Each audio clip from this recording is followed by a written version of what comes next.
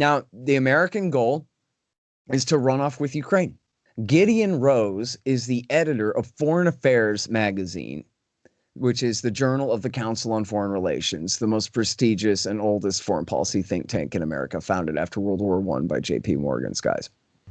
And Gideon Rose, in, I'm going to say early in the second week of February of 2014, went on the Colbert Show. This was back when he was a comedian on the Comedy Channel, before he became back when he was a conservative character and was funny, before he was himself just a plain old liberal and was not.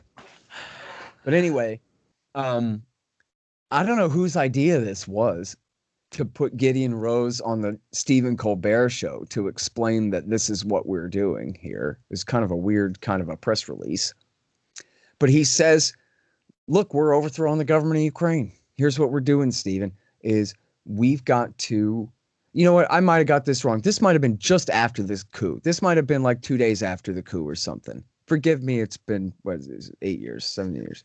I can't do math either. But anyways, right, just either right before or right after the coup. And he's saying, so look, the deal is, Stephen, is Ukraine is like Russia's girlfriend, and we're trying to steal her away from him.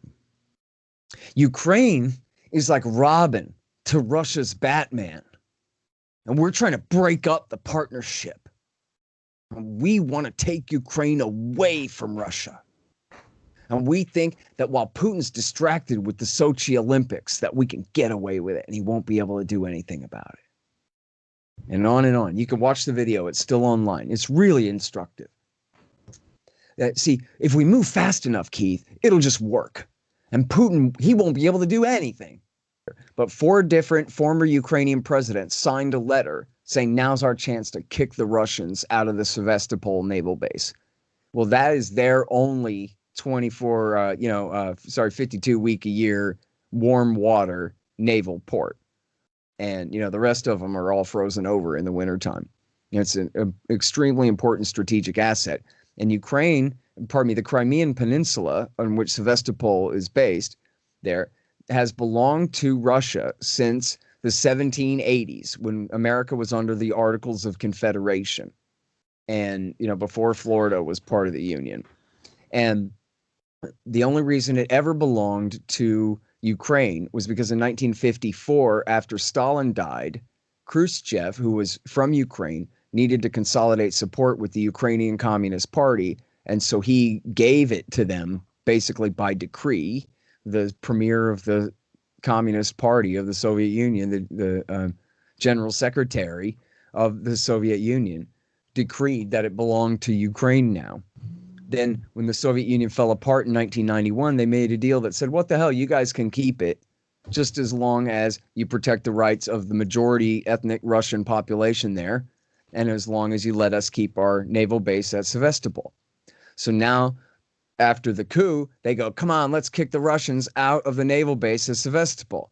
And Putin says, "Niet," and has all of his sailors tear off their insignia, so just to confuse the issue for a minute, I guess. Grab your rifles, boys, and go outside, find a street corner and stand on it. And that was it. They were already there. They didn't invade from Russia. They were already there at their base. And essentially, they just all went outside and seized the Crimean Peninsula in a coup de main, which means, no battle. They just take it and it's over. And in fact, there's footage. I've seen the footage of the only 2 shots fired were over the heads of a couple of Ukrainian soldiers. And these Russians fire a couple shots over their head and go, you boys better turn around and leave now. Those days are over. Now it's the new ones. And they say, okay, and go. And that's it. And so then they go, oh, Russia, the aggression, the war crime, and Vladimir Putin and seize the Crimean Peninsula, which you're not supposed to do that. It's a violation of the international law that Russia signed up for. They claim to still respect the Soviet Union signature to the UN Charter. They don't have the right to do that. You can't do that. But come on, America just overthrew the government there, and they were threatening to kick them out of their naval base. Don't you pretend like, oh, Russian aggression just broke out for no reason, and it's sure not our fault. It's nothing Victoria Nuland or Gideon Rose could tell you that we did that might have provoked such a thing. It's impossible to understand. It's just Russian aggression, I tells you. Yeah. And then the people in the east of the country who had voted for Yanukovych, their president who got overthrown in the violent street putsch, they said, well, look, if you guys can criminally occupy buildings and refuse to respect the authority of the elected government, we can do the same thing too.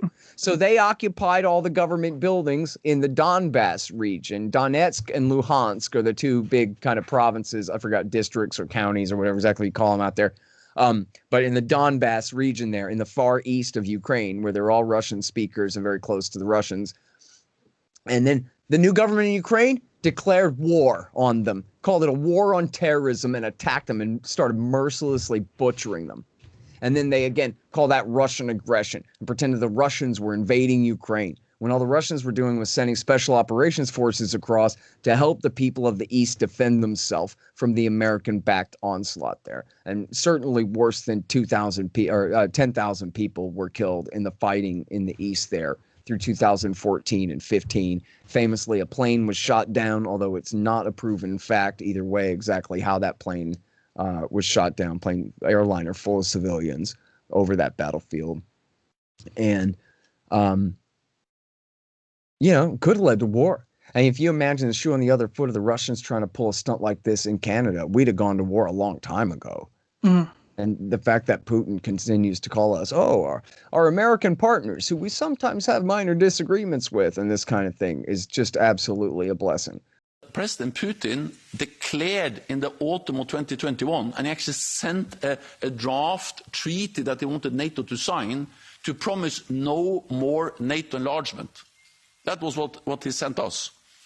And that was a precondition for not invade Ukraine. Of course, we didn't sign that. The opposite happened. He wanted us to sign a promise never to enlarge NATO. He wanted us to remove our military infrastructure in all allies that have joined NATO since 1997, meaning half of NATO, all the Central and Eastern Europe. We should remove NATO from that part of our alliance, introducing some kind of E and B or second-class membership. We rejected that. So he went to war to prevent more NATO close to his borders. He has got the exact opposite. He has got more NATO presence in the eastern part of the alliance, and he has also seen that Finland has already joined the alliance, and Sweden will soon be a full member. This is good for the Nordic countries, it's good for Finland and Sweden, and it's also good for NATO, and it demonstrates that when President Putin invaded a European country to prevent more NATO, he's getting the exact opposite.